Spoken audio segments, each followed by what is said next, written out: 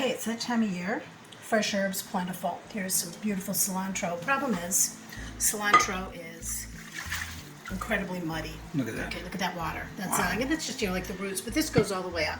So, what do we want to do? We want to take it and rinse it out here. Let me show you something. I'll be right back. On the inside here, pour this out into a white paper towel so you can see what I'm talking about.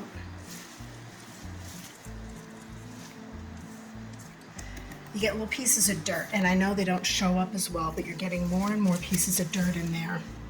And this is what comes off. If I had a white colander, it would help with like all these little bits of sand. So how do we remedy this? Seal that sitting Seal in there. that. That's just from the stem. And that is why we rinse my bowl.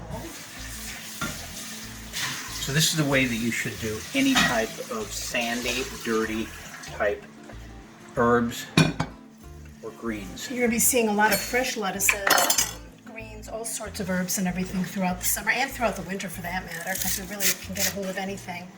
But you want to get rid of it. You're getting a sandy cutting board here too, so keep that in mind when you're washing something. Now, what we like to do, we do use the stems of our cilantro. So we like to chop it. It's a nice coarse chop here. And just run the knife through. You've got a lot of surface areas here.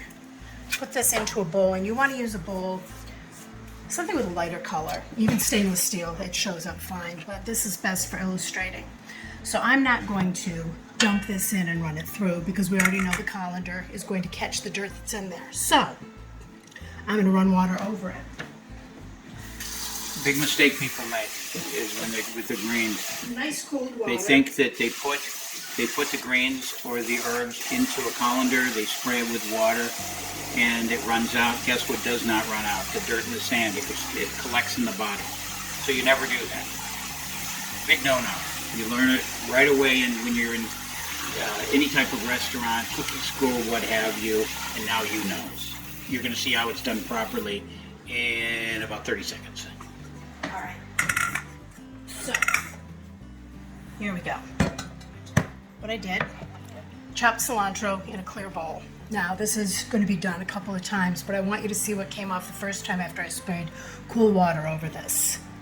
I'm taking it, skimming it off the top, putting it into another vessel because we don't want this touching the other stuff. So you remove it from the water, you don't It's pour floating. it out.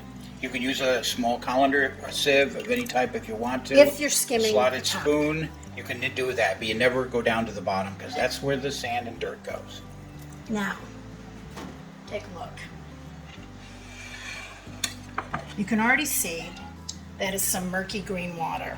Pour out the water on top. I'm pouring and show. some water out. What she's going to do is pour the water out, most of it, just so that you Okay. can see what's still left So in there. here, this is what floated to the bottom.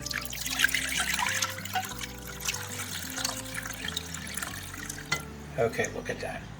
It's hard all it's that. hard to see, but you can see the dirt that Kids, went. that's topsoil. That is Topsoil, garden soil, sand. You see it on the grit. bottom there, the darker stuff? And there's nothing less appetizing than biting into something and getting a big Yeah. mouthful of sand. You don't want that. But one time is not enough. How many times do you wash your greens and or lettuce? That's the question. Be thinking about that. Come up with a number, and then we're going to give you the answer in a couple minutes. Now, the second time that it's washed, so you know there's at least 2 times. The second time that it's washed, there usually is still some grit, but one thing you do notice is a lot of it is gone. And you want to rinse any bowls in between. It usually takes 2 bowls. Everything I have is a little bit heavier right So now. you get rid of So you got a everything on the clean bowl. bottom so that it's clean. You can't operate with dirt. I mean, there's nothing magical about this, but it is a process that we see a lot of people do the wrong way, and we have to train them. So how many times do you wash it? The number can vary. I'll give you that Number information. varies. So I've rinsed that out, collecting what's at the bottom here, and this is some gorgeous cilantro. Smells great. This is, the nice fresh stuff. I love it with the roots attached, but there's a problem. The Okay. roots are attached. So now, pouring out, and there's some stems that come off during this. Now, So you can still see at the a bottom. little bit, not much. Not Not bad. much. The sprayer There's a little actually tiny really, bit. really helps with that. There's a little So, tiny bit that's on the bottom. for this batch, I'm saying 3 times the charm. Okay. It was kind of a trick question that I was asking because there's no set answer. The answer is not twice, it's not 3 times, it's not 8 times, it's not 10 times. You continue to wash it until you do no longer see anything on the bottom of the bowl. Nothing on the bottom. And then you wash it one more time. I wash it 2 times, but that's me, just to make sure.